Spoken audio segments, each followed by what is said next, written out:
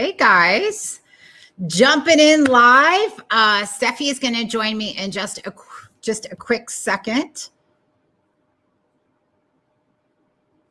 If you can see me or hear me, let me know.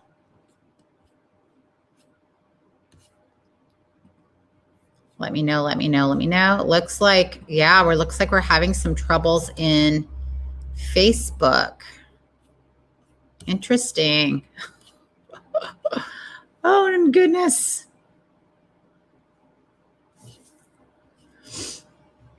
All right. If you're on YouTube and you can see our message, just jump in and say hello, hi, all of that, so we can hear and see you. Maybe not hear you, but at least see you. And I will try to troubleshoot and see what's going on.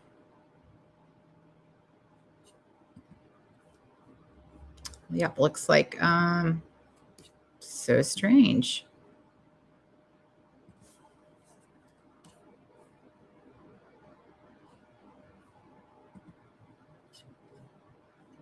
Okay, hey, how are you?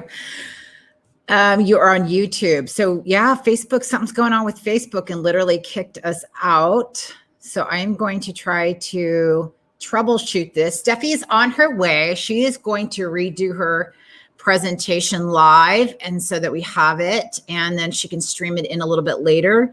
So let us, do you know that this Friday, tomorrow, we have a live Q&A. And if you've been watching her presentation, Stephie's presentation, how are you feeling about it? Drop it in the chat while I wait for her to join us.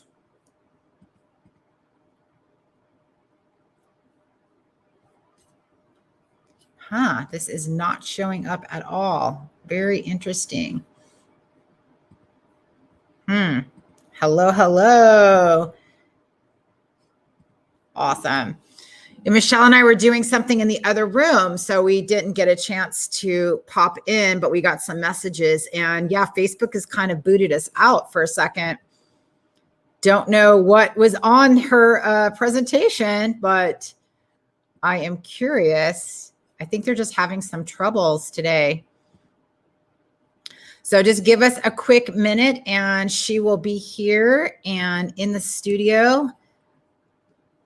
Let me just send her a message. So were you watching the presentation, Christy?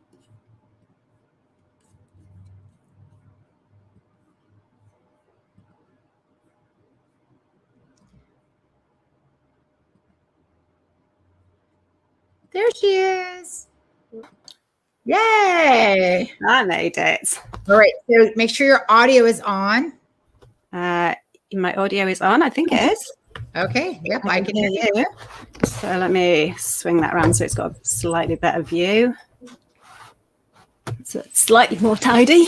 Okay. All right, we are, you know what? Facebook there we go. Yes. Okay. You know what? Facebook booted us out of that, and then it wouldn't let us go back in. So now we are on Facebook and YouTube.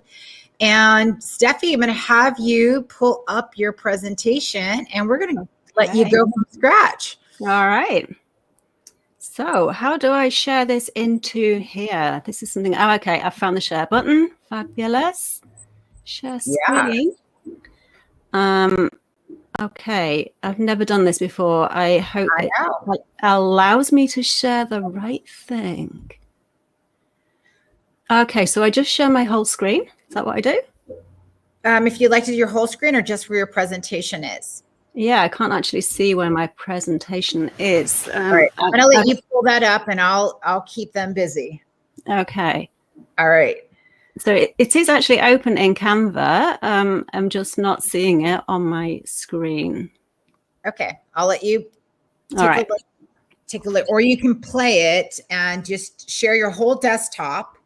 Yeah. Okay. Yeah, I think I will do it that way. Yeah. Thank you, Zoe. Thank you so much. We can hear you. Beautiful. Thank you, Sherry. Presentation wasn't displaying. Yes. Yeah, interesting. Something's going on with Facebook real quick. And that, you know what, things like that happen, right? I love it. I love it when we can troubleshoot. Just be like, yep, no problem. We'll jump on it this way. So well done. Okay, we got your screen. All right. Okay. Have you got my presentation now? We did it! Yay! Now I cannot see any comments at all. Is that expected, Yo? Would I be able to see them anywhere? Only if I pull them up like this. Can you see it on the display? No, all I can see is my presentation. I'll tell you what, give me 2 secs. I'll pick up my phone. Stephie, I'll just read them to you. So I'll just say we have a question and I'll put the question up, okay? Okay. All right. All right. Okay, You're on it. So let's try again.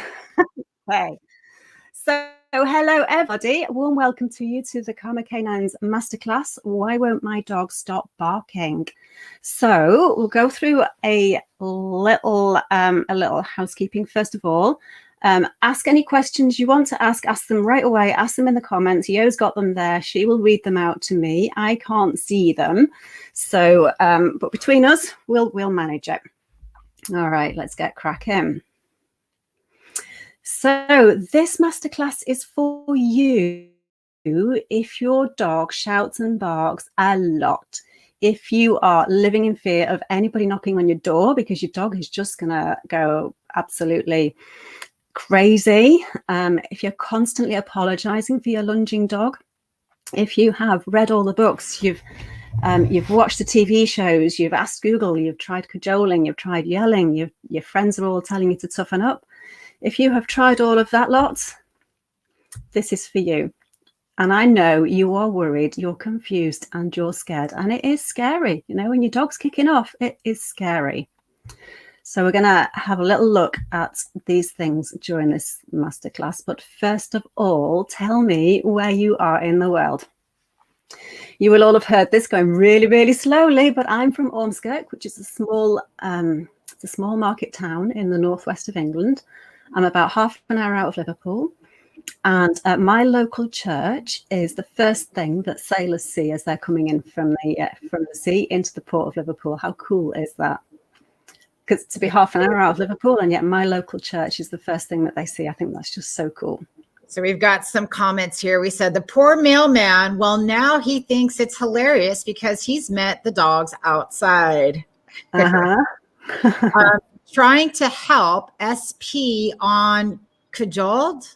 Is that, do you know what that means? Cajoled? Yeah.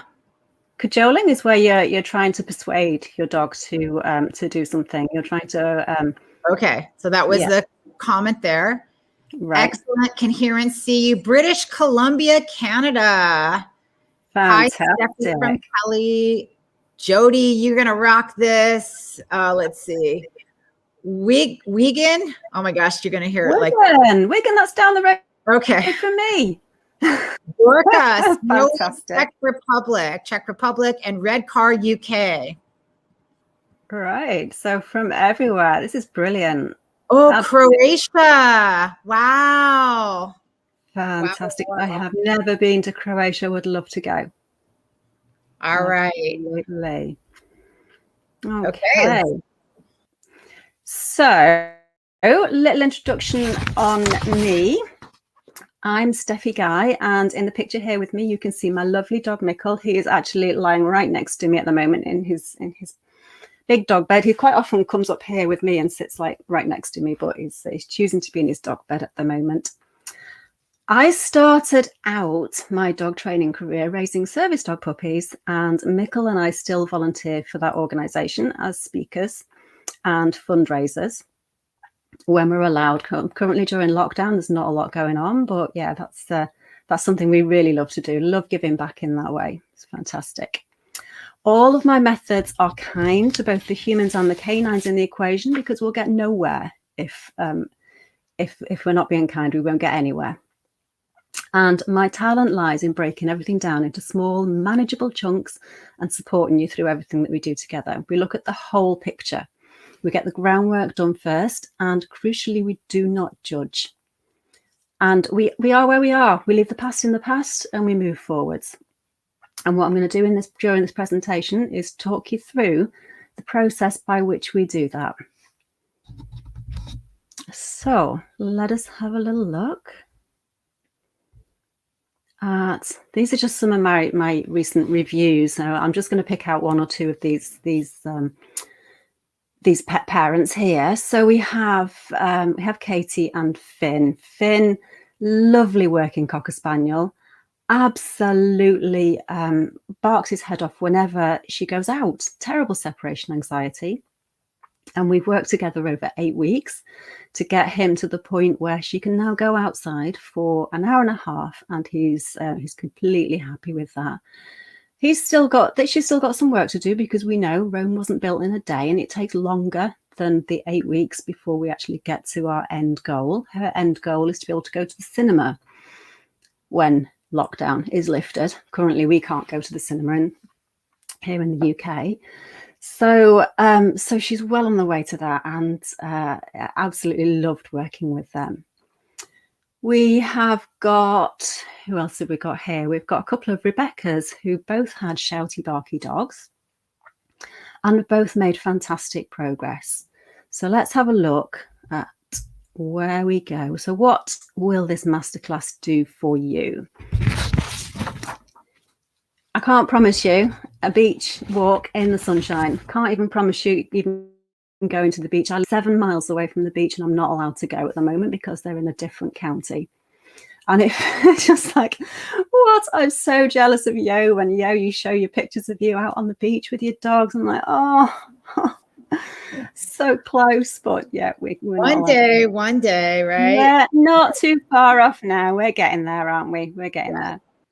But what I can promise you is that you're going to leave today with a solid plan of how to de-stress your shouty, barky dog, how to give them confidence, curiosity, and optimism, and how to predict the unpredictable so that you can turn that hot mess of a shouty, barky dog into a calm and collected partner. That's what we're going to do today. All right. So firstly, let us bust some myths. If I can get the page to turn over. There we go. All right. Myth number 1. Can I ask you a really quick question? We have a question. Oh, yeah, go ahead. You could probably decide to answer it a little later, maybe after the presentation. That's totally up to you. Mm-hmm. Okay. So I'm just going to read this question, and then you let us know how you want to handle these questions later on. Right. Question is, older dog, 13 years at night, usually around 9 p.m., just starts looking at you and barking for no apparent reason. Don't need to go potty, etc. Could this just be some type of senior behavior? I joke that it's the start of the witching hour, although this behavior normally only lasts for about 5 minutes. And this is from Sherry. Thank you so much, Sherry, for posting this question. That is a really great question. And I think what as we go through the presentation, you're going to learn how to look for the signs that things are going on. It could be the start of doggy dementia. Go and see your vet especially if it's a new behavior. Definitely the first port of call is to go and see the vet. It could be that something happens at 9 o'clock every night. It could be that your neighbor leaves the house, or a car door always slams at that particular time, or they may be able to hear the church clock go or something. There may be something in the environment that's just setting them off at that particular time every night. So yeah, we'll go through this presentation, and you're going to get a really good idea of what to look for so that you can start to see if there's other things going on as well. And Stephie, going forward for these questions, would you like me to pop them up as we go, or do you want to get through your presentation first and then have some time for Q&A? Which is great, guys. You know what? Tech things happen because sometimes something different is supposed to show up. And now you've got Stephie live in the audience, right? So with breakdown comes pretty cool changes. We get to shift to something even better, and I'm loving it. So tell us how you want me to handle these questions, and we'll let everyone know. So jump in between slides. I'm quite happy to jump in, or between sections. Let's say between sections, unless it's relevant to that particular slide. Okay, so why don't you tell me when you're ready for some questions? All right, I will do my best to stop and do that. I'll do my best to remember. Okay. All right. Right. So you need to show him who's boss. This is something that quite a lot of people say. It's an opinion that's been hanging around for a long time. 30 years ago, this was dog training. And now dog training has changed so much. You really don't need to show them who's boss. Dogs domesticated themselves, 30, 40,000 years ago, something like that. I have actually got that number written down here. Between 20 and 40,000 years ago, they domesticated themselves. And you know what? If they wanted to dominate the world, they would have done it by now. They've lived in cooperation with us and us with them ever since. And the dominance theory, the alpha theory, was actually based on a study of captive wolves that was conducted in the 1930s and 1940s by Swiss animal behaviorist Rudolf Schenkel. And that study was flawed in so many ways because what they did was they took a group of wolves that didn't know each other. They gave them limited resources. They put them in a limited space and they left them to get on with it. And of course they fought. Of course they did. They didn't know each other and there was a limited amount of food, so they fought for it. Studies since on street dogs have shown that they actually live together in cooperation. If your dog wants to get out through the door first, it's not because they want to rule the world. It's because it's so flipping exciting out there. They just can't wait to get out. It's nothing to do with being the leader. If you and your dog want to share the sofa together, then you go right ahead. You share the sofa together. It's not going to make his reactivity any worse. And in fact, that security might actually make them feel better. The only time you wouldn't share your sofa with your dog is if your dog is resource guarding it. And in that case, you're going to need some very careful and kind training so that the dog learns that sharing the sofa is actually a good thing. Is that making sense? Myth number 2. I love that. I love that. I love Mythbusters. Absolutely. Myth number 2. Oh, why won't it move over page? Come on. Change page. There we go. My dog is not motivated by food. Every living being needs to eat. All of us need to eat. If your dog won't take food as a reward, then we need to look at a couple of things. We need to look at the environment and we need to look at the delivery mechanism. Maybe in the environment, there's just too much going on. Maybe they are stressed out. I know when I get stressed, I stop eating. Some other people, when they get stressed, they can't stop eating. They just eat and eat and eat. And some people can't. I just stop eating. And I'm one of those that just stops eating. Maybe that they've got free access to food all of the time. So, well, why would I do that thing over there when I've got a food bowl over here?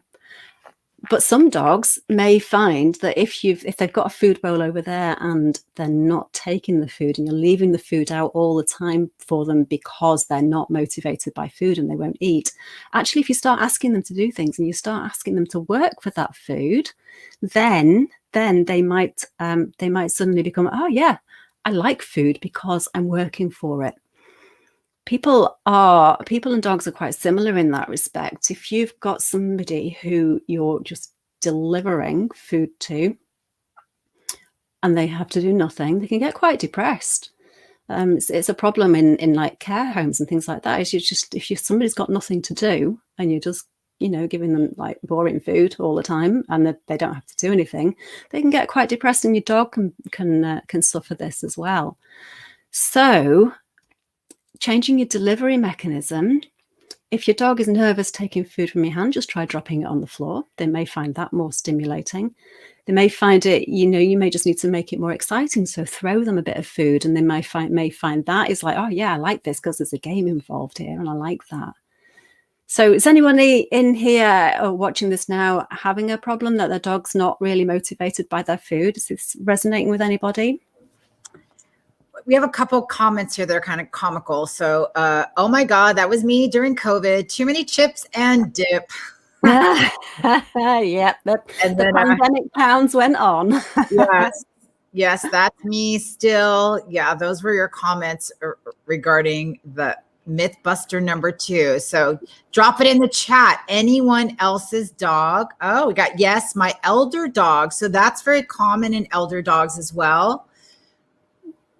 Yeah, absolutely. Absolutely. And it may be that you may need to just change the way you're delivering it, change the food itself, change bits, offer them little bits of other things as well. If I was being offered kibble all the time, I'd be like, no, thanks. I'm one of the people that doesn't have a great appetite. So things have to be appealing to me. They have to be visually appealing as well as like taste appealing. So there's no reason why our dogs, why are our dogs any different to us? Here's a interesting one. So my dog loves treats except outside when she's too excited to take some food. Yeah, that is so common. Yeah, absolutely. And we are going to talk about that as we go forwards, is how to make it less exciting. Yeah. Last one. After some trauma, my dog started refusing kibble. She's taking it again after a lot of work and creativity. Great. Fantastic. Great. All right. Fantastic. All right. So let's move on. Here we go. So we are going to talk about 3 secrets here. Number 1, how to predict the unpredictable. Number 2, how to de-stress your dog, because yes, your dog probably is stressed as well. It's barking, it'll be stressed out. And how to get past your dog's triggers. So let's have a look at those. All right. Number 1, predicting the unpredictable. Dogs are non-verbal communicators. They are verbal as well, as we know. We're all here because they bark. But they are predominantly non-verbal communicators, and they only get to the bark when everything else hasn't worked. Humans, on the other hand, are very much verbal communicators. We do also communicate non-verbally, but we are rubbish at reading it. We're rubbish at reading body language. We're rubbish at reading human body language, and we're rubbish at reading dog language. So we need to put some effort in and really learn how to speak their language. So let's start with humans. Let's have a look at this person and just write in the chat what it is that this person's feeling and why. What do we think she's feeling and why do we think she's feeling it? And if someone came up to her and tapped her on the shoulder, what do you think she would do? All right, guys, drop it in the chat. What is she feeling by this? I love this. This is fun. I like this. Yeah. All right, waiting for comments. I mean, she's looking around. Mouth slightly open, face is relaxed. Uncertainty. Yeah. Sadness. Got sadness. Uncertainty. What else do we have? What do you think if you saw this girl in a park, sad but thoughtful? I need to stop them barking at every person. Okay, that's a question. Yeah, this person's definitely not barking. Yeah. She has to pee. Yes, that's me. She's feeling upset and unsure. Yeah. Hey, trying to figure out what to do. Yeah. Wants something to go away, upset. Great comments. Beautiful. Yeah, fantastic. And the things that are telling us this about the way she's moving her face around, she's looking off in the distance. She's breathing quite hard. We can see the breathing. She's swallowing. Her eyes at times can't really settle. She's moving her eyes around. We can see her brow furrowing a little bit from time to time. Her eyebrows are moving, but it's all very subtle. But we can really see that this person, she's not happy. She's not happy at all. I've got a bit of almost lip licking going on there, like moistening the lips. So let's move on now. Our group is very comical.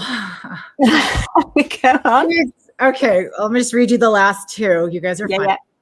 Gosh, she is confusing at times. She looks very aroused and then dreaming of her ex. Yeah. Fantastic. Right. All right. So let's move on to this dog. What do we think this dog is feeling? And what's telling us about what is it that's telling us that he's feeling like that? So just drop that in the chat as well. Drop that in the comments.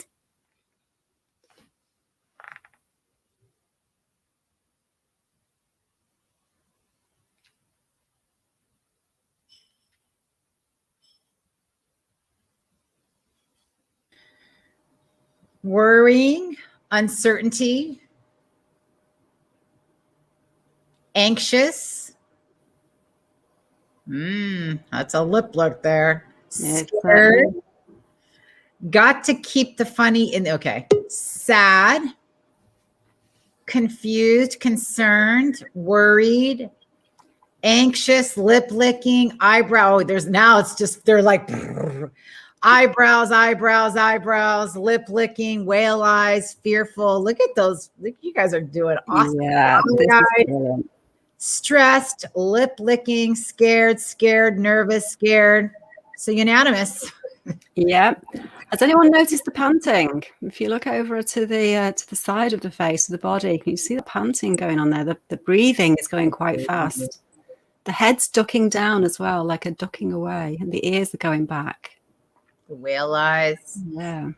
Yeah. There's quite a lot actually of similarities between the girl and the dog.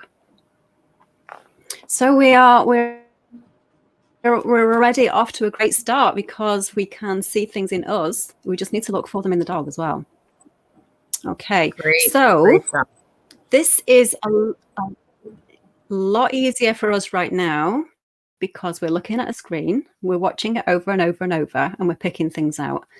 It's so much harder when we are outside ourselves with our dogs and the dogs, we're on a walk, the dog's looking away from us, so we can't necessarily see all of this going on. We might be distracted ourselves by the environment. We might be walking along on the phone, or we might have our destination in mind. It might be raining. There's so much going on at the same time. So we really need to become experts at looking for the body language at home and get really good at reading our dog's body language so that when we're outside, we're more in tune with it. All right. So let us go through, if I can get the page to turn over, let us go through some signs of stress. Okay, so we have got these are just some extra ones in addition to what we've just talked about. So we've got displacement sniffing. So if your dog suddenly starts sniffing something over in a different place, it's not because they are not interested. It's not because if they start sniffing something when you're trying to get their attention, it's not because they're ignoring you. It's a displacement activity, and they're processing what they've been asked to do, or they're processing what they've seen. We've got a paw lift as well, which is another thing that you can get when your dog's like processing something that's going on. They can just lift the paw up. It's very cute. Isn't it cute when they lift the paw up? And you can, but your dog is actually processing what's going on in the environment at that time. We have a freeze or a fool. So the dog can actually just go dead still, or they can start fooling around. And this is what my Mickle does. If he's frightened, he gets very wiggly and starts, like running around my legs. And he's a big dog, he's a lab. He just starts running around my legs and trying to jump into my arms. And you just kind of like, that's his reaction to something that's frightened him. We've got the breathing. So the breathing going fast or panting, they are both signs that our dogs are maybe getting a little bit stressed. It's all contextual as well. So if you've just run somewhere with your dog and they're breathing fast and they're panting, it's because they're out of breath. So we have to take into account everything that's going on, as well as the physical things that are going on. The tail in a dog is very, very expressive. tail, a wagging tail is not necessarily a happy tail. So we can have a fast wagging tail, or a slow wagging tail are completely different. The tail up or the tail down or the tail straight out, it's all telling you things. And we need to be watching our dogs to work out what their individual tail does, and to work out, what a fast wag looks like for your dog, what a slow wag looks like, what a nice relaxed wag looks like for your dog, because it's not the same on every dog. We have got around the face, we've got yawns, we've got lip licks, a mouth clamped shut, jaw tension. I'm one, particularly me myself, for jaw tension. If I'm stressed, I start clenching my teeth, and dogs do this too. So some of them, if they're stressed and they get that jaw tension really tight in the jaw, it's something we can be looking for. Big body movements as well. So you can have the dogs leaning away, or just turning their head away, or turning their body away from something. It's all kind of like messages to another dog. It's like, I mean no harm. I'm going to turn myself away from you. We've got the reflex movements, like the skin judders and the twitchers. And there's the saying when someone's just walked over your grave and you just like shudder. That's the kind of thing that we can see in our dogs as well. Little things that are going on, as well as the big things. We've got the really obvious hackles. You want to say something, Yo? Oh, it's Michelle. I've changed. Oh, Michelle, hi. Hello. I just wanted to highlight, because I know you can't see the comments, just some of the comments coming in, some of the observations that people are making about their own dogs and body language. So Jody is feeling your pain as her Great Dane also tries to jump into her arms when he gets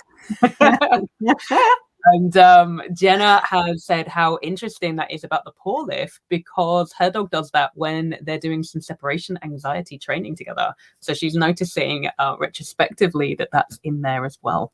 Yeah, absolutely.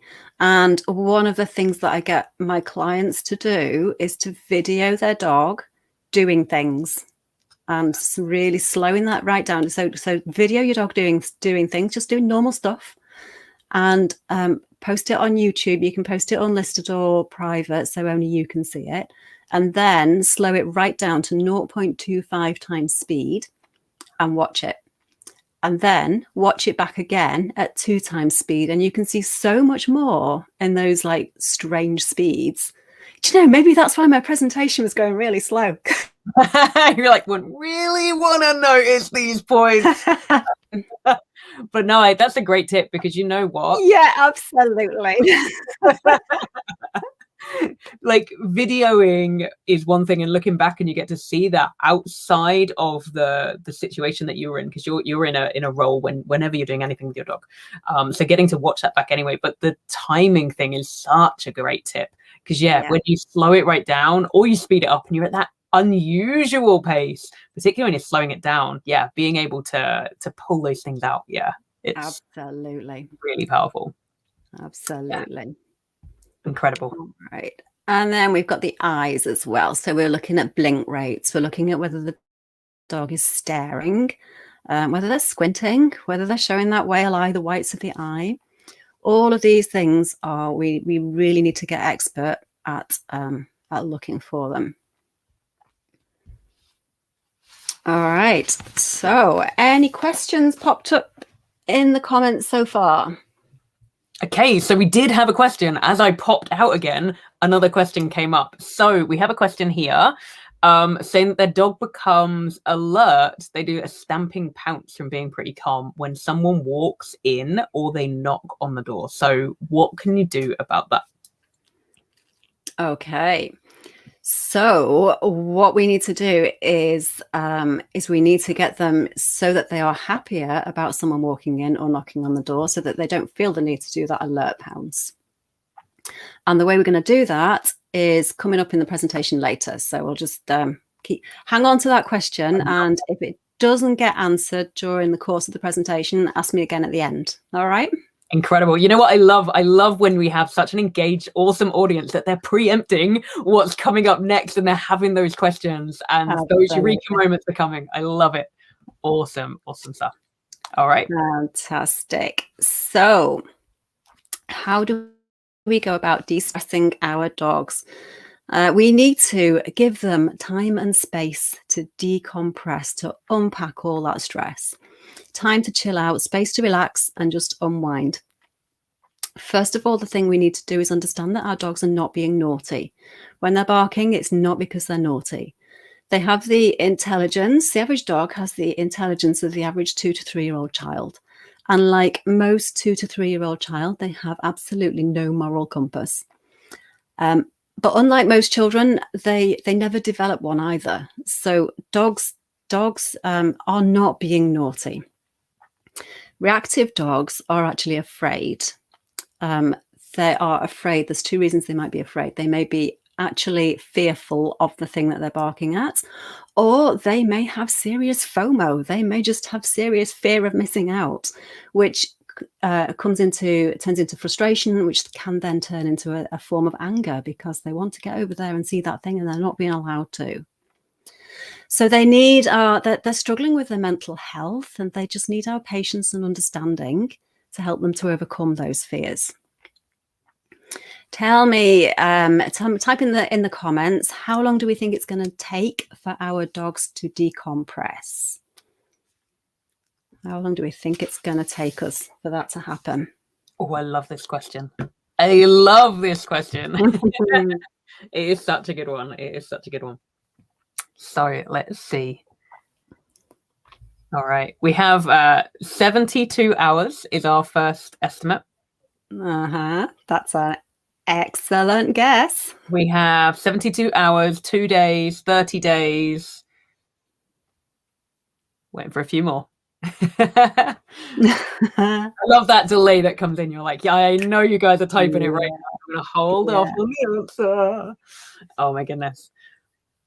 72 hours, another vote for 72 hours. And then it says, depends on what is stressing them and how much stress they've accumulated.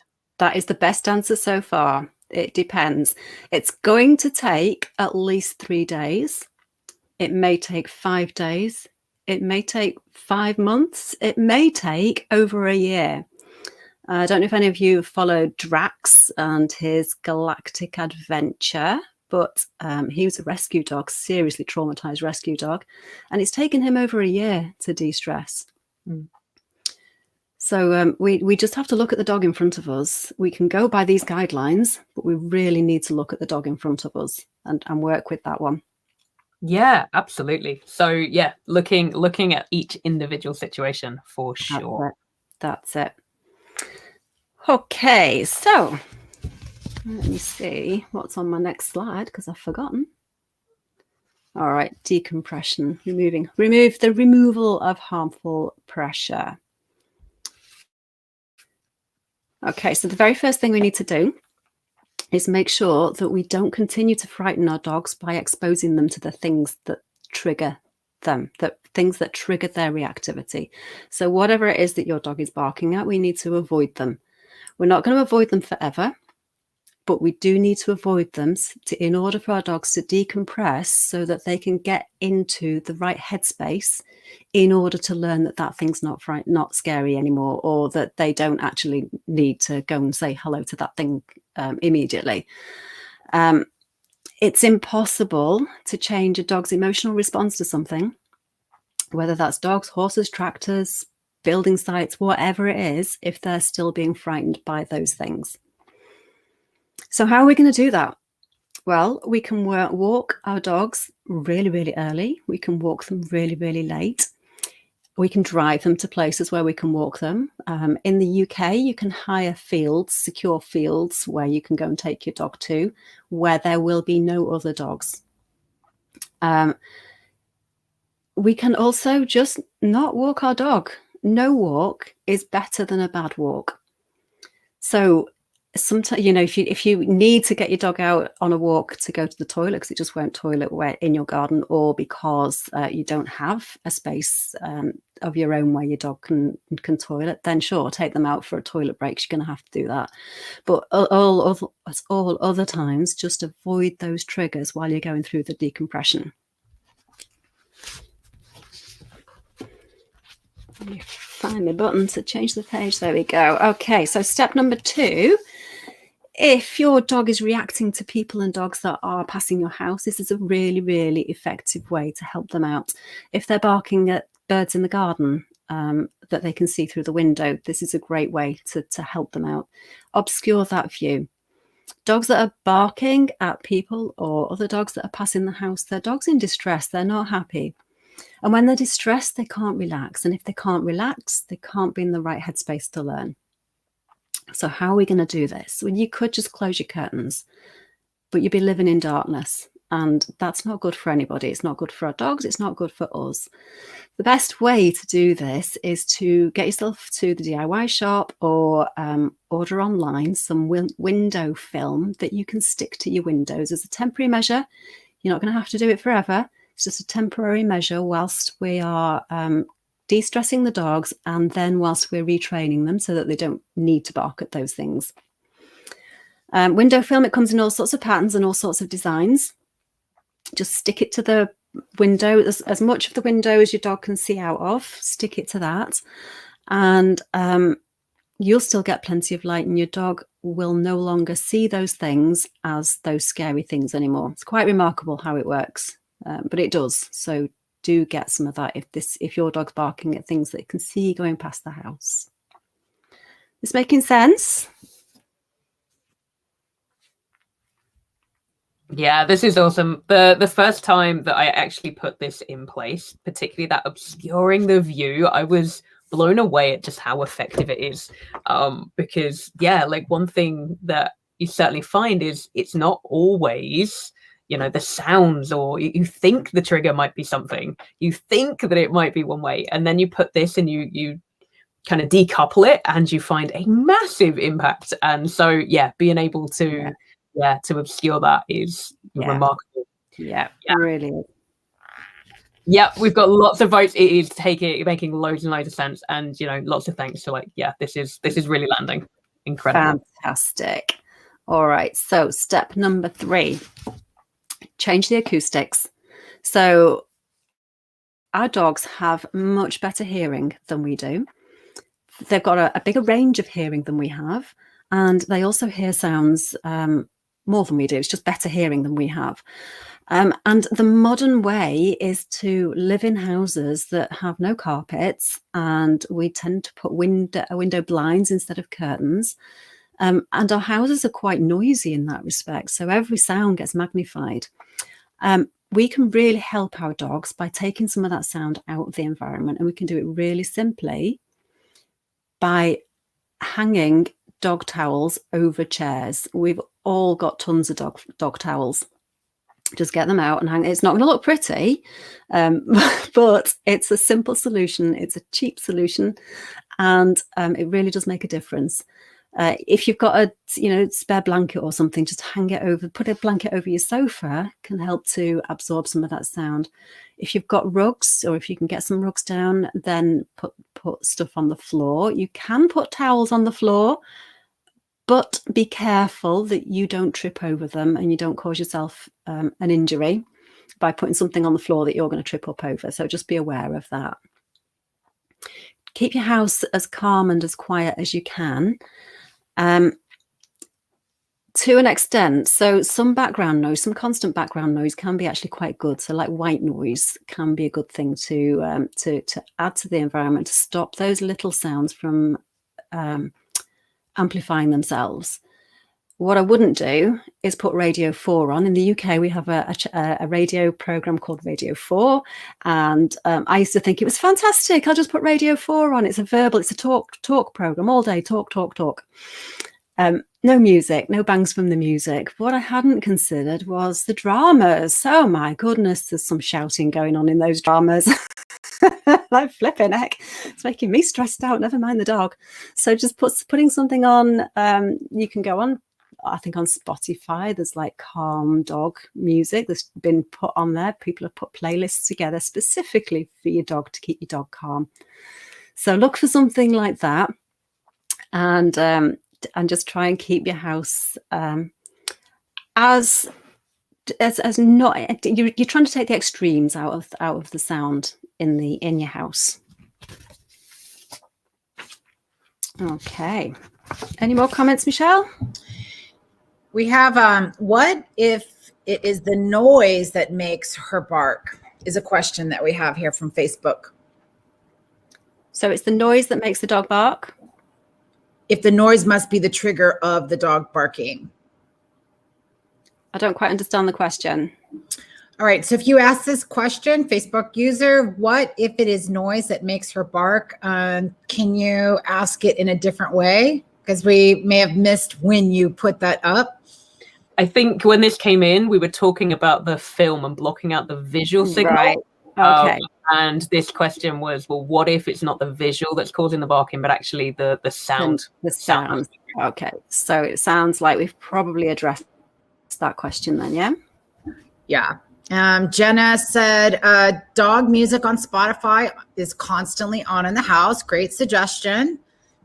Stephanie has a warning. If you use Spotify, it'll mess with your playlist algorithms. Guess how I learned? I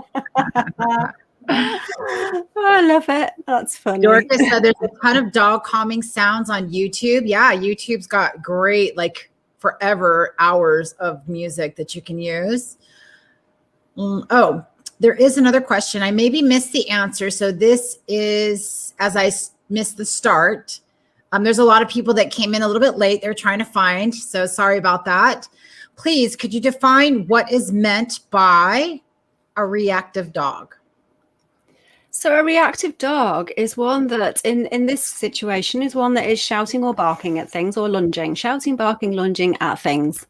Is reacting to things in the environment in a way that we are not comfortable with. So dogs are reacting to things all the time. Of course they are. You know, a happy waggy tail can be a reacting to something. If that happy waggy tail reacting to something is turning into lunging towards that thing, then I would call that reactive. There's different definitions for it, but I would call a reaction that you do not want is something that we can then work on. Like overreactive. Yeah, overreactive. So reactions that are not brought back under control again. Yeah. I think that's it for questions. Okay. So again, if you have any questions, what we'd like you to do, it's a little easier for us to pull them out, is you're just going to use the word question, and then you can type a dash or something and then just ask her a question. And we're going to pull those up, she said, between slides. Okay, so your next step is choose a, oh, excuse me, that's my phone going. Just bear with me 1 minute while I just turn that off. Oh, okay, someone else, it's cool. Choose a good quality diet. Has anyone heard of the gut-brain axis? This is, I'm going to read from my notes here. The gut-brain axis consists of bidirectional communication between the central and the enteric nervous system, linking emotional and cognitive centers of the brain with peripheral intestinal functions. All right. So what that means is that your brain, your gut has brain things in it that are communicating, and it's communicating with your brain. So anything that you put in your gut health, your gut flora, affects your emotional state. And the importance of gut, your gut flora it's massive. It is massive. If you've not got a good diet, then your mental health is going to be suffering. Same with our dogs. If our dogs don't have a good diet, their mental health will suffer. And it's been linked with anxiety. A poor gut flora has been linked with anxiety. So we want to choose a really good quality diet for our dogs, the best diet that we can afford for them. And we want to add into that probiotics and prebiotics. And simply doing that can overcome quite a lot of reactivity issues. So how are we going to do that? We're going to do some research. In the UK, you can type into your browser allaboutdogfood.co.uk, and I'm pretty sure there will be other countries will have their own websites where you can go and just do food comparisons. And within there, you can get a score for the food that you're feeding. And it will just tell you, whether give you an idea of whether you need to improve your dog's food or not. Okay. The next step is developing confidence and curiosity. So important that we help our dogs to develop confidence and curiosity so that they can investigate the world in a better frame of mind. And there's a really, really easy way to do this in terms of the way that we feed our dogs. So ban the bowl. Get rid of that food bowl and find more interesting ways to feed your dog. And you're going to love it. It is so much fun. I don't know if any of you took part in the 5-day challenge that Yo and Michelle ran a couple of weeks ago, wasn't it? So much fun you can have in feeding your dogs in more interesting and more species appropriate ways than in a bowl. Dogs are natural foragers and hunters and natural foragers. And if we can just tap into that foraging, get them curious about their environment, it is going to build their confidence so much. Every piece of food that they win or that they find, it's just a massive confidence booster. And building your confidence and curiosity it's essential to overcome the anxiety about the things that we are encountering in our dogs are encountering in their everyday life. Sniffing and, excuse me, it's moving on too fast. Let me go back. Sniffing and licking activate that seeking system, and that triggers that curiosity and that desire to learn. And the dopamine release that they also get from having found their food and having that massive win is also self-soothing and lowers anxiety. So it's a big thing, this. If you're feeding out of a bowl, please put the bowl away and find different ways to feed. All right. Step 6, provide a den. A reactive dog needs a den. They need somewhere to hide, somewhere where they can feel safe and somewhere where they can unwind. Because no one can learn when they're frightened. And if your dog needs to hide for a while, then let them. And if they have a favorite hiding place, if they run behind the sofa, just make this behind the sofa a bit more comfy for them. Put them a cushion behind there that they can go and chill out on. They're going to gain more confidence by being allowed to hide than if they are made to face their fears. So give them a nice quiet spot out of the main thoroughfare of the house where they can be cozy. Give them a comfy bed. Don't worry if they don't want to use it though. And when that thing that's frightened them is gone, you can ask them if they're ready to come out again, but don't lure them out, and don't lure them out with a toy or with food. It's far better for them just to chill, relax, and come out when they're ready than for us to be making them come out and face their fears. Does that make sense? Any questions popping up? All right, I'm not seeing any questions coming in, but we have got a couple of thank yous and some great comments from people who have ditched the bowl years ago and never looked back. So yeah, honestly. And I know you mentioned the enrichment challenge. So if anybody didn't catch that, it's still available. You can absolutely jump back in the members group on Facebook, and it's in the video section, and you can have a look through those and just catch up, have a go. There's no time limit to joining in. So yeah, absolutely brilliant. Yeah, and it is so much fun, isn't it? So much fun. All right. So what do we need to do next? We need to start looking for hidden pain. And the way we can do this is by videoing your dog doing things that are normal and uploading them to YouTube, as I was saying before. Dogs are extremely good at hiding pain. They're very stoical, and they will just keep going on and do their best to just hide that pain. And it may only be like a slight limp, or it may be that their back legs are really stiff and we don't notice that at normal speed. So just video your dog walking away from you, towards you, across you, video them doing some enrichment activities. Anything else, any normal everyday things that your dog's doing, just prop your phone up. You can prop it up. I heard somebody the other day saying you can make a tripod out of an egg box. How cool is that? Enrichment for humans as well. Make a tripod out of an egg box and prop your phone up at dog height and take some video at that level. And then again, watch it back really slowly on YouTube and just look for any inconsistencies, any, are they not straight when they're walking? Do they sit in a funny way? Do they always sit off to one side? Do they avoid moving left, but they're happy to move right?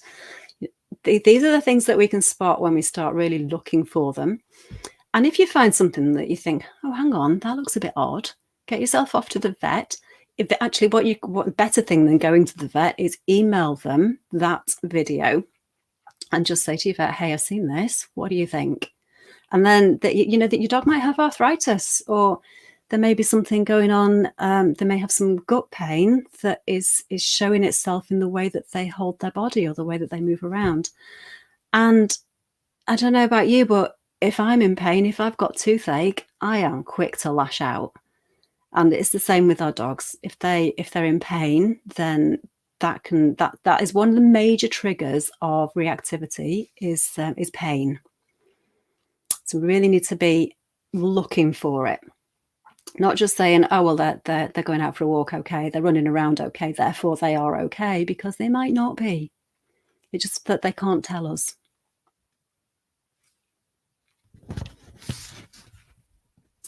Okay. So we've got a couple of questions coming through before we kind of move on. So I don't want to lose track of those. So one quick question, is it okay to give dogs frozen Kongs in the winter time? I give mine a frozen Kong every day. Yep, absolutely. Yeah. So another question here, a little bit longer, this one. So Kyla is asking about attention barking. So she has a client with an Aussie Border Collie at 7 months old. Suggested increasing mental and physical exercise. I don't feel she's getting enough during the day. Teaching place as something that you can also do.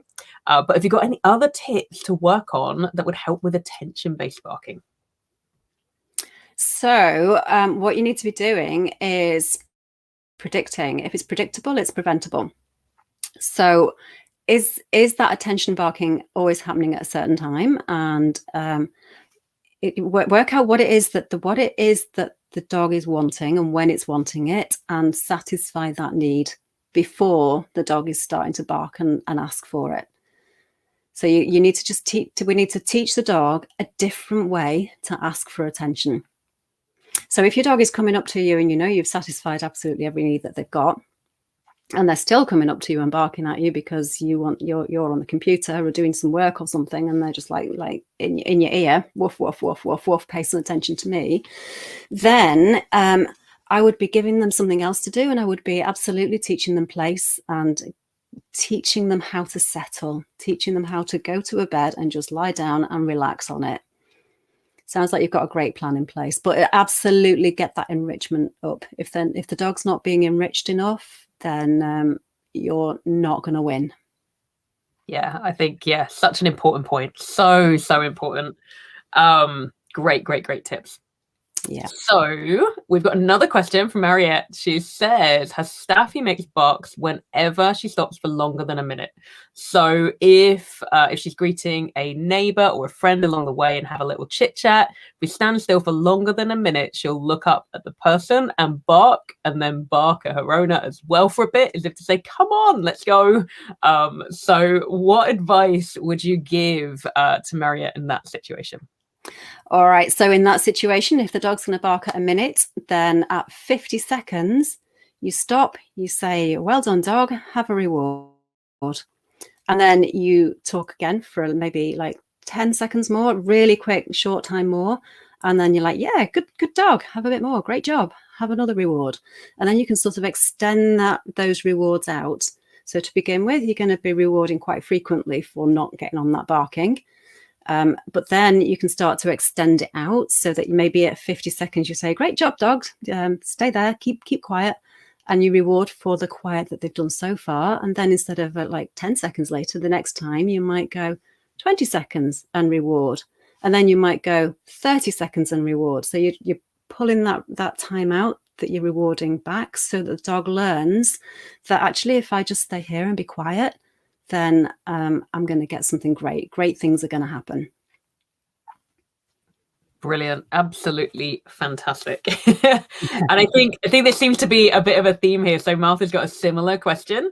She says that her dog barks with excitement when you meet anyone on a walk, socially distanced, as she wants their attention. So the same when someone visits. On the odd occasion you have workmen. I've taught a peekaboo, which helps, gives her something to do. But what other advice would you give for that attention seeking of others? So if we are talking about on as soon as we see that other person we want to start barking at them, then we're going to cover that shortly. I love that. Another preemptive question. Absolutely. There, Martha, we have got an answer coming your way. Incredible. Fabulous. Okay, over to you again, Stephie. Fantastic. All right. So step 8 is self-care, because there are 2 or more of you in this team, and you all need to take time to do things that make you feel good so that you can relax. Dogs are super, super sensitive to our feelings and to our body language, and they cannot begin to unwind and relax if you're stressed out. So a great way to approach this, because we're rubbish at looking after ourselves, aren't we? We're all about the dog. We're going to look after the dog, and we don't look after ourselves. So we're going to look after everybody else in the family, and we don't look after ourselves. So one of the things that I found helpful for me in this situation was just to make a list of all the things in life that make me feel good, and then do them. Pick out 2 or 3 of them every day and do them.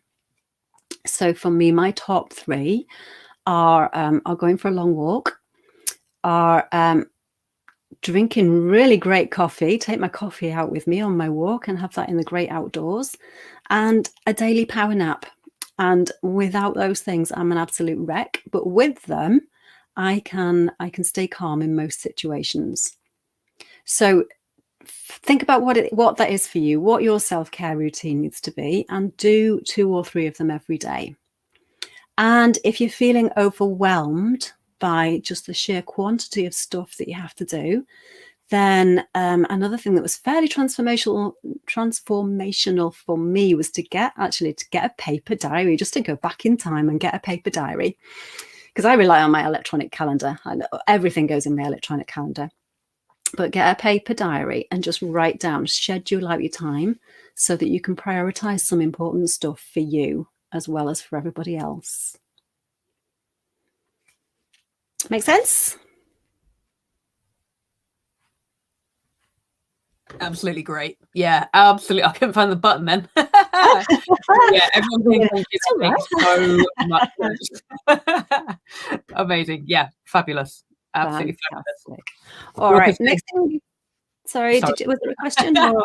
No, I was just saying, as I was finishing there, Dorka just popped in with a self-care routine is connected with the empowered dog community. I love it. Oh, brilliant. So we need to review our equipment. We need to make sure that that's not stressing our dogs out.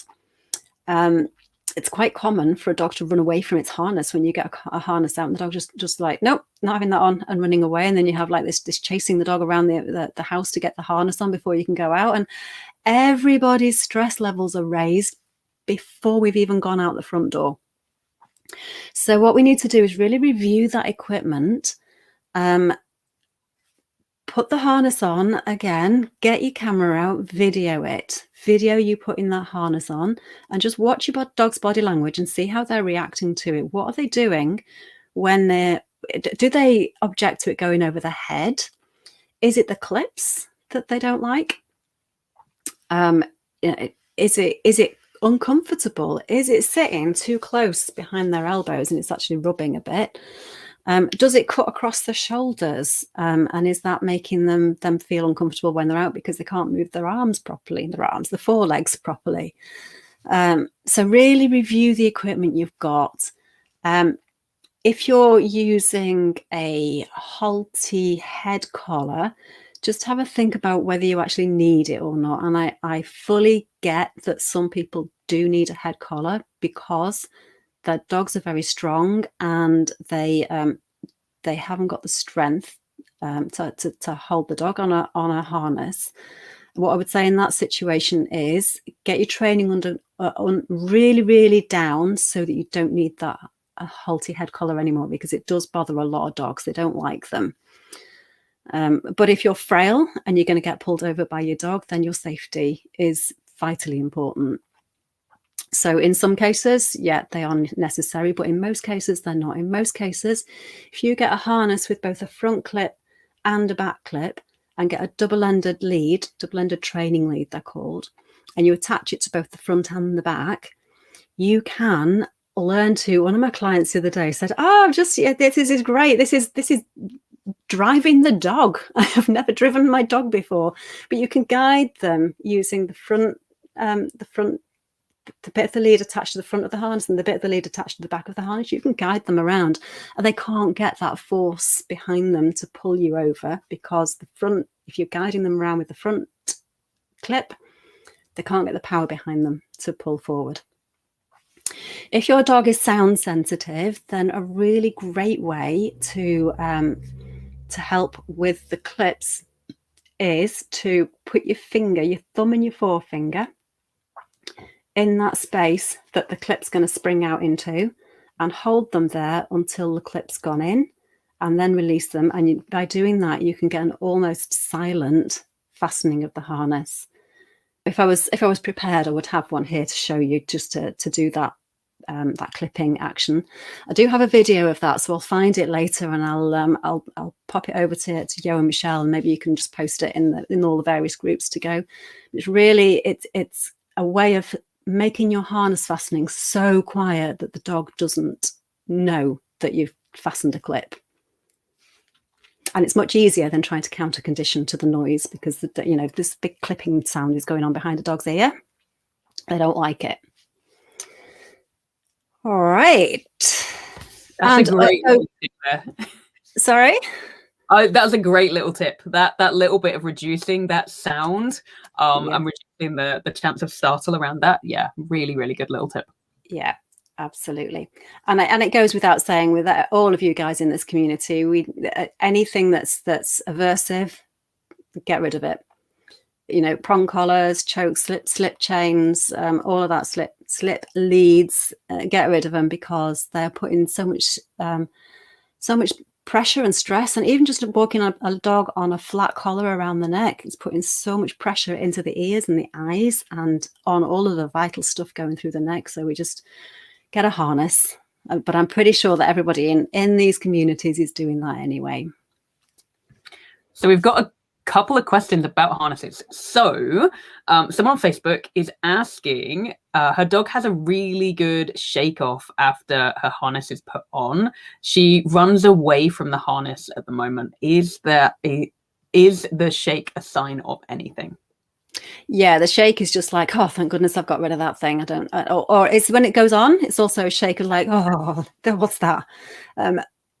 They do need a harness on. So there is some level of, unless your dog is so well trained that they'll walk next to you without pulling at all. If you've got a dog that never pulls, then sure, put them in a flat collar.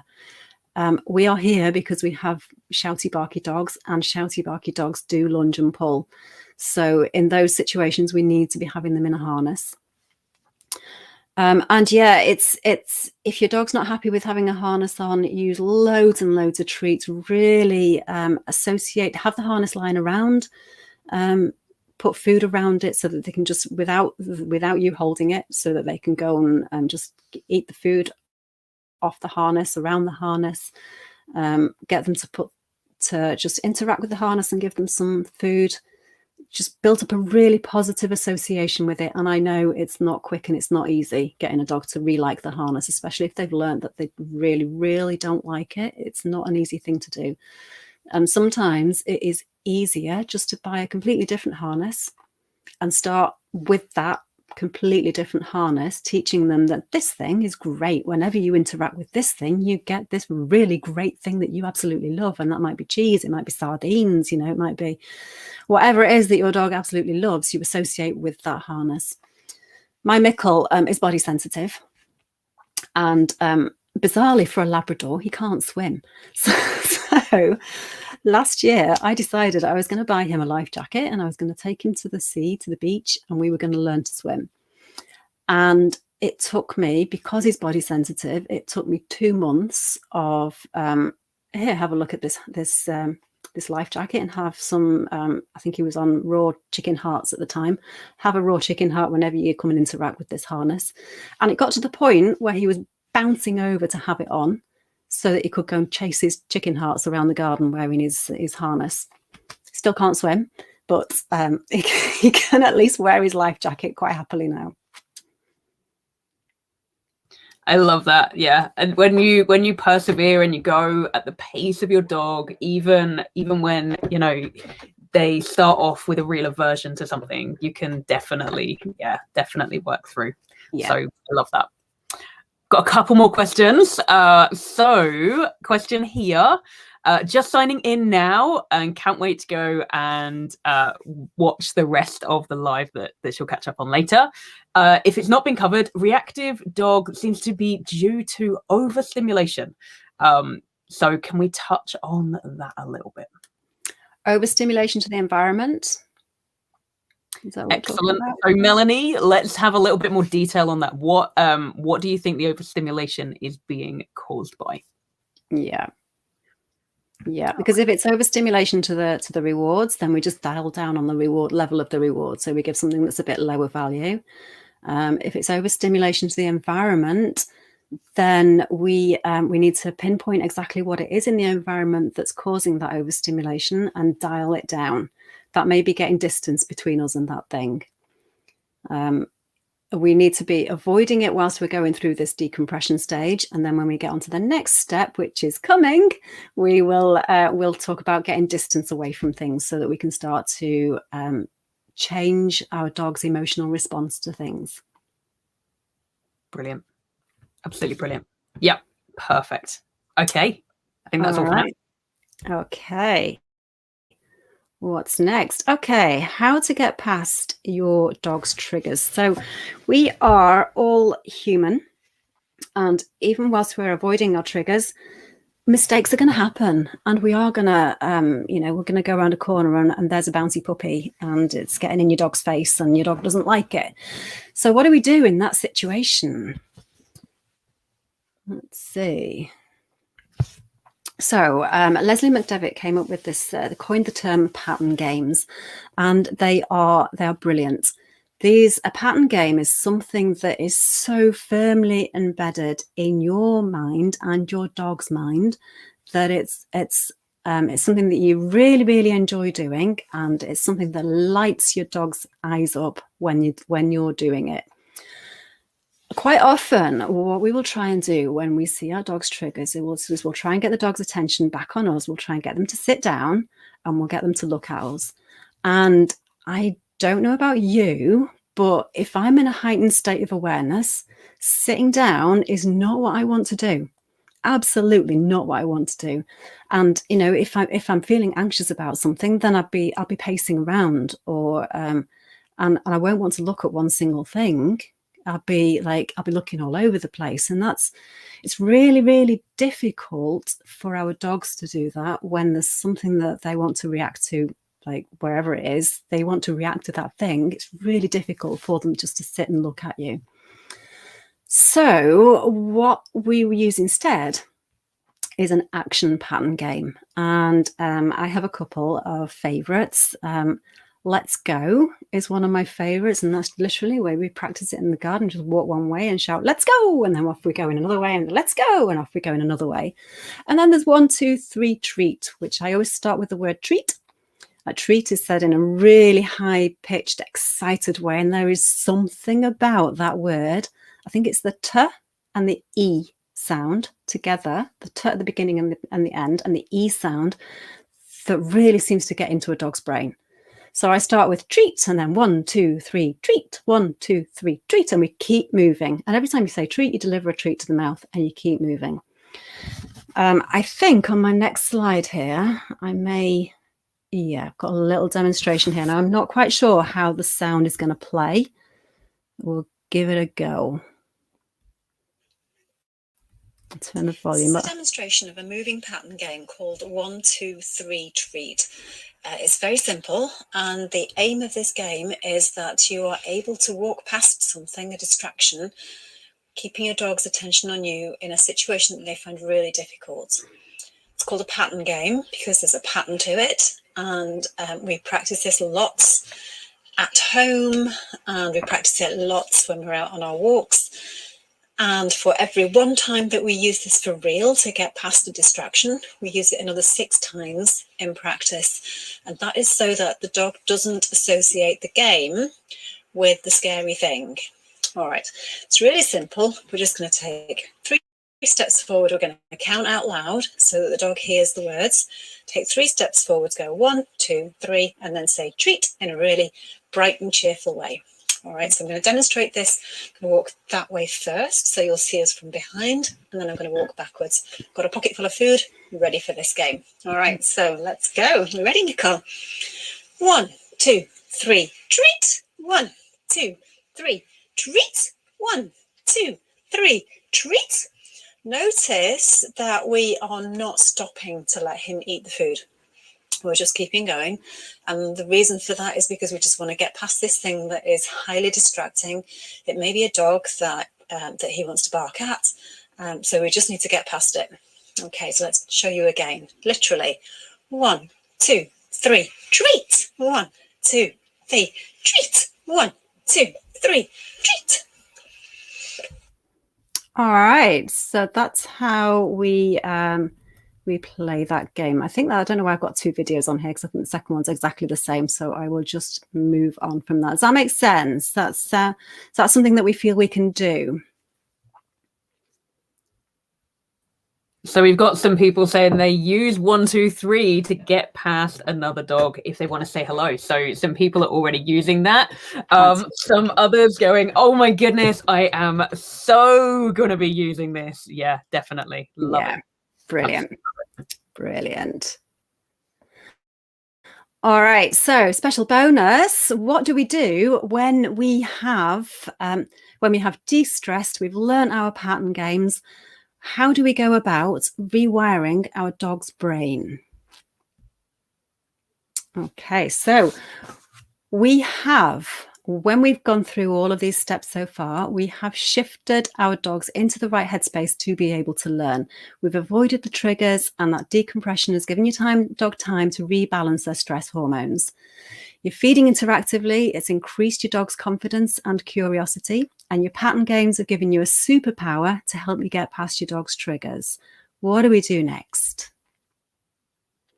We're going to do some counter conditioning. So let's start off with, what is it? It is, the dictionary definition is here for you. It is conditioning intended to replace a negative response to a stimulus with a positive response.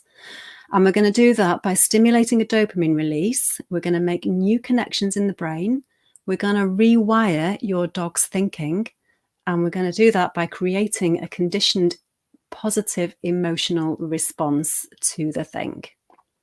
All right, so if we've got a scary dog, we're going to just a dog that's scared of things, not a scary dog, but a dog that's scared of things.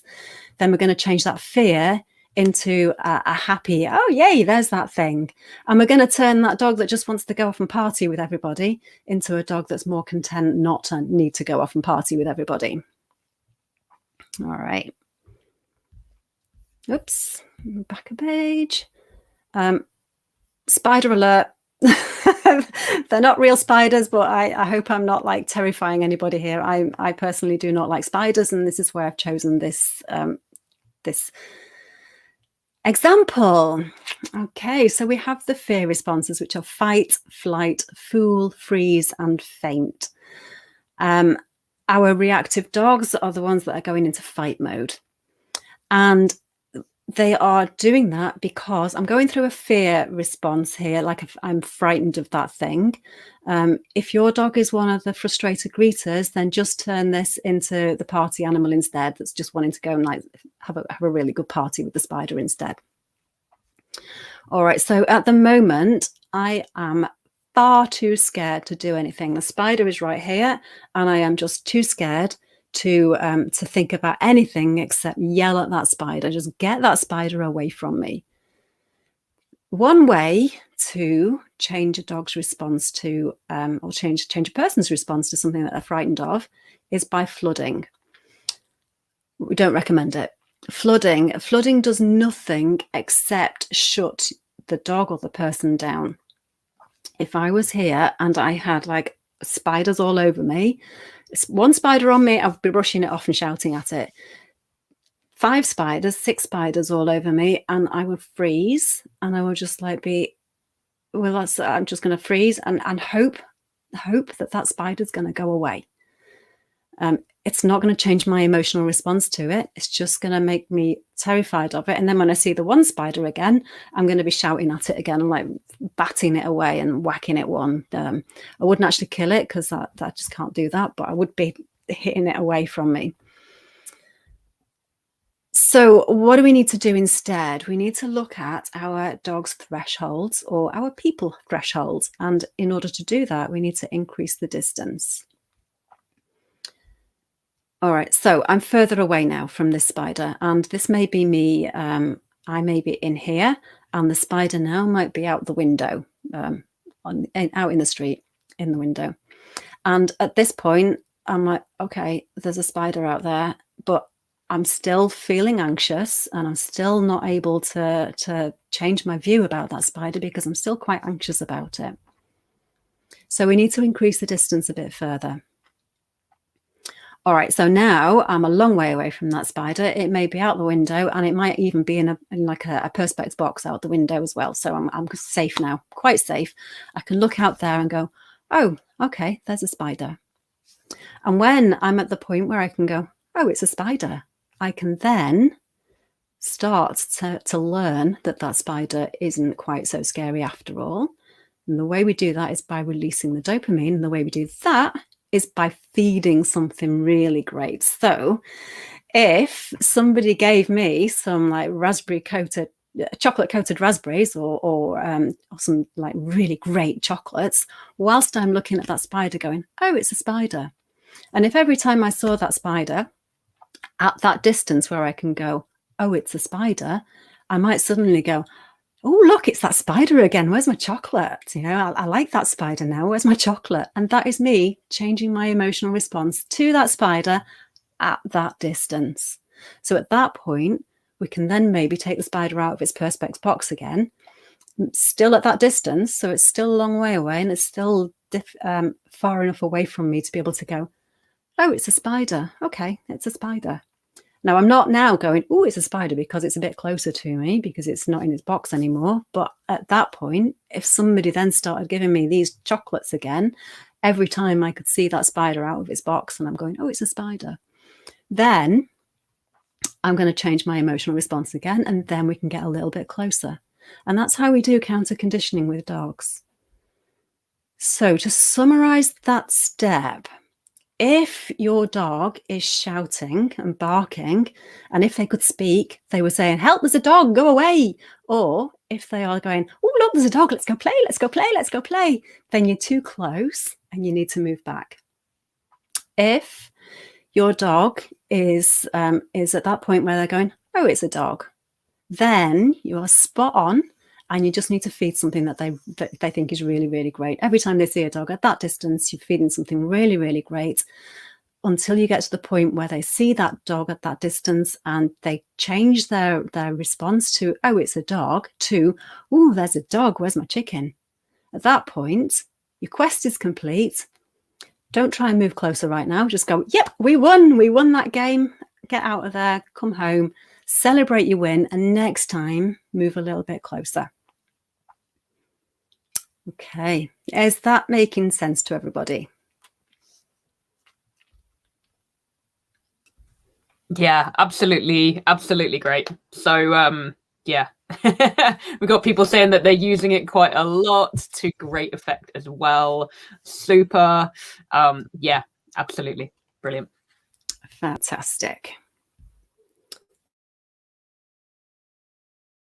All right, so every needs a beginning, and the beginning of your story is going through all of that de-stressing to the point where you can then, so the point where your dog's in the right headspace to be able to learn, and then you're starting on your middle, and your middle is where you're actually going out to do your counter conditioning. So tell me in the comments there, do you think your life's going to improve if you can predict your dog, if you can take the time to decompress, and if you're able to get past your dog's triggers? What is life going to look like then? It's going to be fantastic. And I'm pretty sure all of you think your dog is worth it. And we've got the steps now. We know how to do it. We've got the plan. So one of the things that can happen now, what I know will happen with some of you, is you're going to be so excited. You're going to go, yeah, I know what I'm doing. I've got this sorted. I've got it nailed. You're going to get then caught up in the fear of getting it wrong. Life gets in the way. There is no step-by-step guide to make it simple to follow, and your information without your support and accountability can fail. And that is not what I want for any of you. That is not what I want. What I want you to have is a life with your dog where you don't have to worry. You can go on your fun and enjoyable walks. You've got the confidence to go anywhere together, and essentially you've got that freedom from fear. So my gift to all of you guys is a free training strategy call, and you can grab that by going to my website, thoughtfulpause.co.uk, and when you get there, you're going to get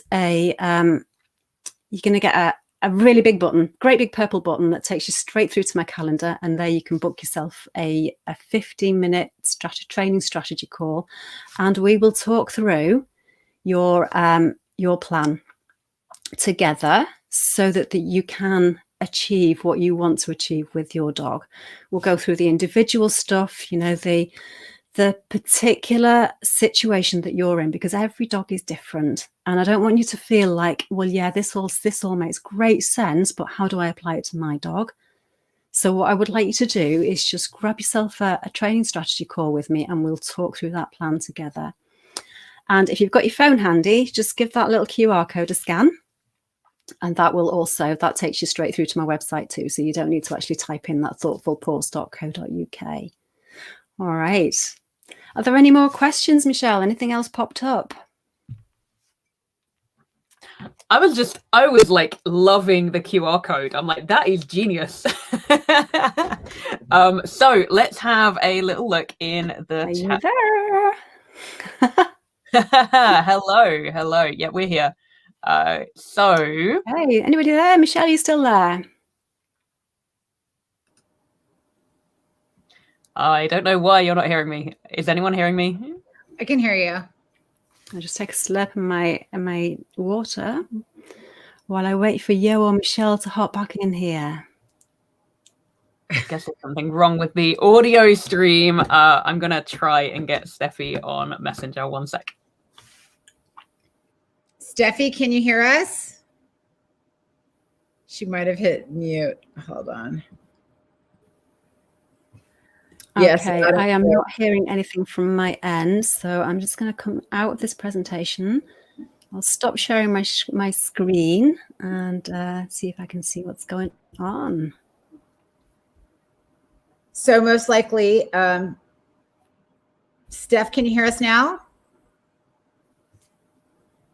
All right, I will let Michelle talk to you. I know you guys can hear us because I can hear everyone else, but Michelle's going to try to get a hold of Steph to get her back on here with her mic. Most likely it has to do with the presentation when you're hooked up to your presentation. Thank you, Deb. Hi. Yes, she is here. So they're trying, Michelle is trying to give her a call so we can get her back on. So if you have any questions, start to type them. Just put a big old Q for question. You can't hear Michelle, Jenna, because Michelle's not on the screen. Don't kid around like that. Okay, Stephie thinks she's back in. So, Stephie, can you hear us now? I can. I don't know what happened there. I just lost you completely.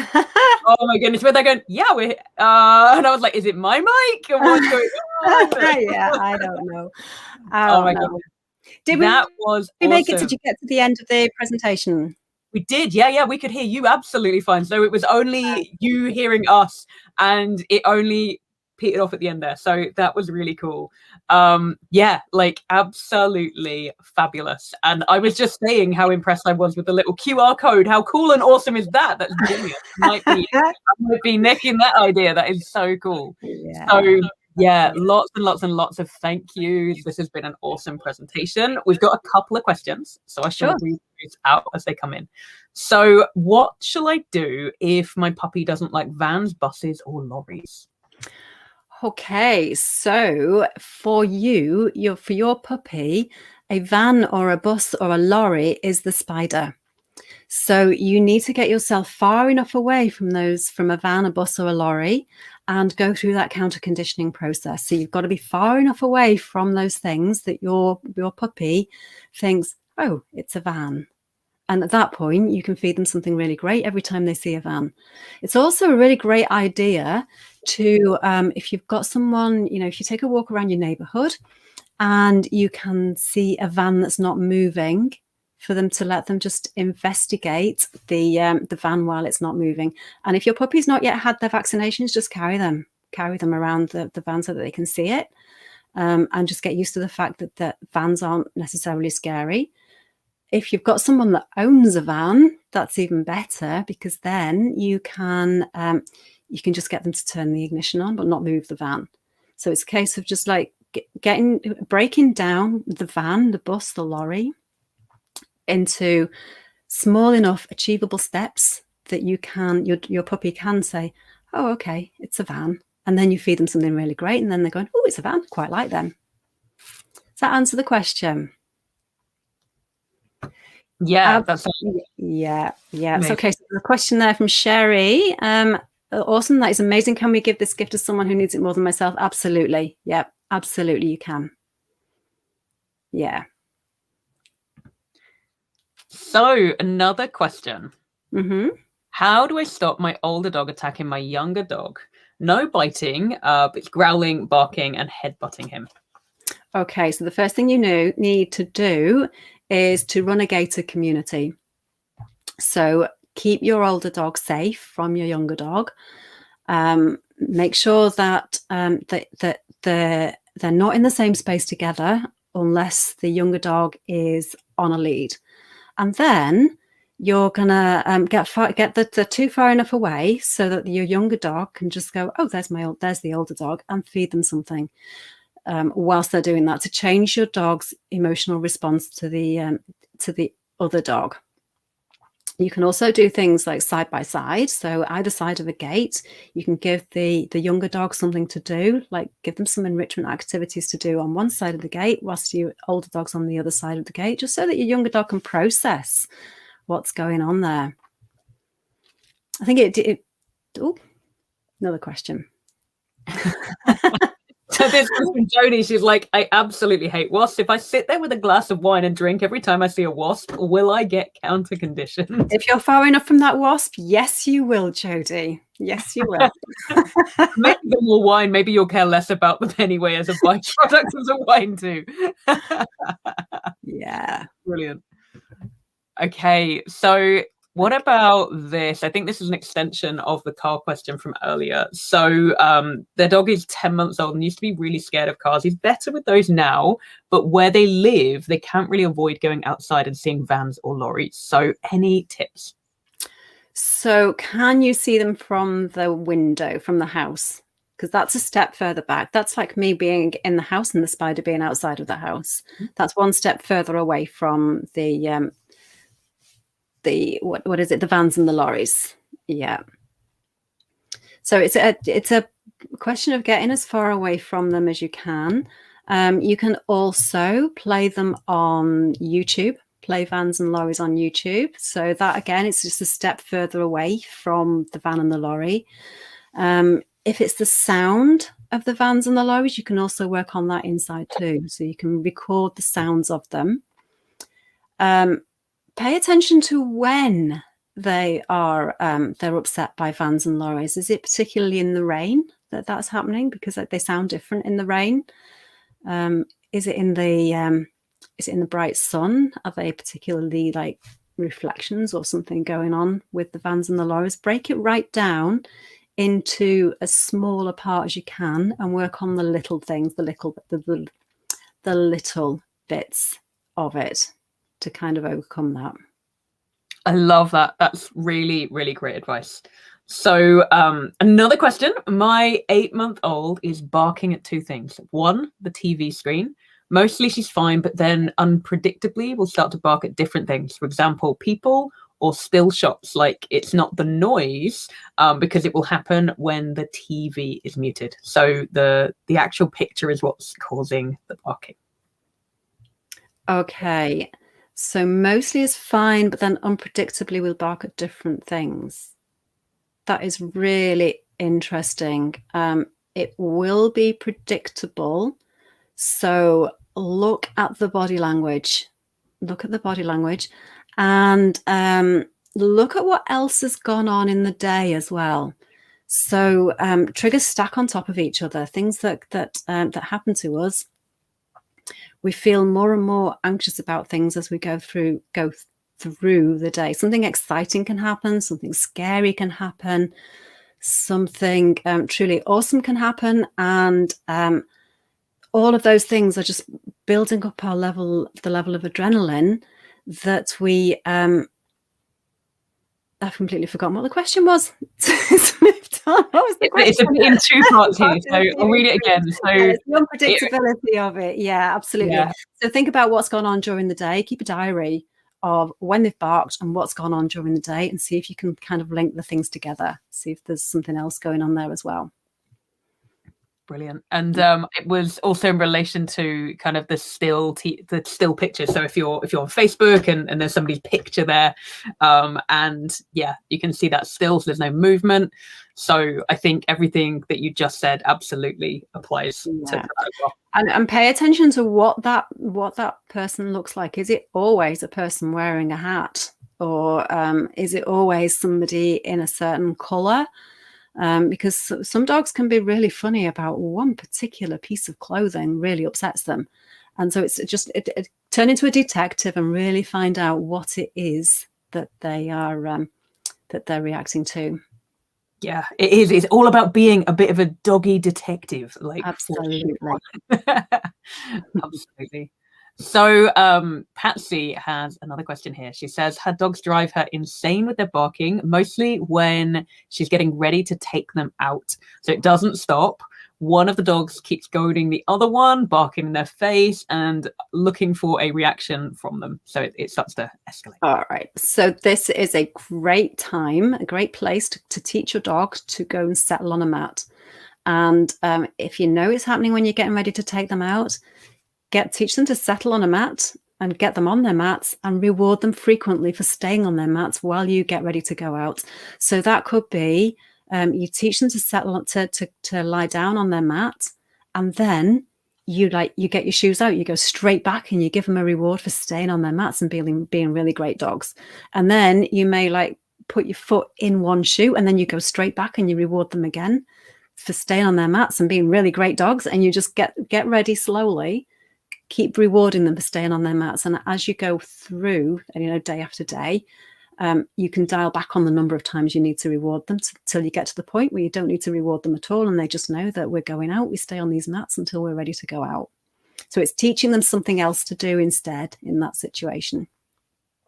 Great tips. I absolutely love things like that for stationing and for getting that impulse control around something that's really exciting and I know it's coming, and I can do this. Yeah, absolutely brilliant stuff. Really good. So I think that's all of the questions. If I've missed your questions, guys, drop them in the comments again. I promise you I won't have done it intentionally. So if there is a question that you've asked that's been missed, drop it again in the comments now and we'll pull it up. And if you have a question, drop it in. If not, I'm going to let you close up, Stephie. Okay. That's been really great. Really loved being here tonight. You've had some fantastic questions. And although I couldn't see the comments going through, I was really impressed with all the interaction that Michelle and Yo have been reading out and all the stuff that you've been doing already. It's really great. So keep up the good work. Watch back through this. Watch back through it as many times as you want, because I know I covered an awful lot of material in this presentation. So you go back through it all again if you need to, as many times as you need to, and get that phone call booked as well, and we'll get you something really specific sorted out for your dogs. All right. Thank you so much, Yo and Michelle, for hosting me here tonight. It's been great. Absolutely our pleasure. And I just want to say what an absolute awesome sport you are, because when tech issues happen, and they do happen, they don't happen that often, but you came in like a trooper. You're like, it's fine. You know what? These are the cards that we've been dealt. I'm going to do my presentation live, and you're going to roll with it, and you're going to actually enjoy all of the awesome things that get to happen when you do turn up and do something live. So I just want to absolutely commend you for coming in here and just taking that and rolling with it and doing an absolutely awesome job and just being a total rock star tonight. So do you know why I could do that today? I could do that today because this morning I went for a long walk, I had my coffee, and this afternoon I had a nap. I love it. Power naps. I am all about the power nap. Yes. Absolutely. All right. Thank you so much, guys, and I will see you soon. All right. There's still a few questions in there. So if you can go back and go through Facebook, and if you can share your actual link so that they can book that call right into the group, it'll be a lot easier for them to get in there. We'll do that. We'll absolutely do that. Yeah. All right. All right. Bye. Bye. All right. Really quick, Michelle, we just want to go into what we have for tomorrow. We have a live Q&A, and it is 11 a.m. Yes, we do. Yeah. Yappy hour. So yeah, come armed with your dog related questions. It could be your questions. It could be about your dog. It could be about your neighbor's dog, your cousin's puppy. It could be about a client's dog. If you're a dog trainer and you're up against something that you're not really sure about, how often do you get a chance to ask for that support and come together and get those answers? And yeah, tomorrow we have not only us, but we have a whole panel of dog training experts that you get to come and ask your questions to. All right. Yeah. So come armed with anything that you have coming up right now. And yeah, we have some awesome experts that are coming in to give you some support with all of those. Yeah, we got a lot of thank yous. Thank you, thank you, thank you. Wow, she did a great job, especially jumping in like that. She's like so calm. I love it. Yeah. Stephie is our new Steve. I mean, that was awesome. Really awesome. I was like, sure, I will join you in a second. I was like, okay. Cool as a cucumber. Like, this is awesome. Yeah. Really, really awesome. Good thing I'm retired.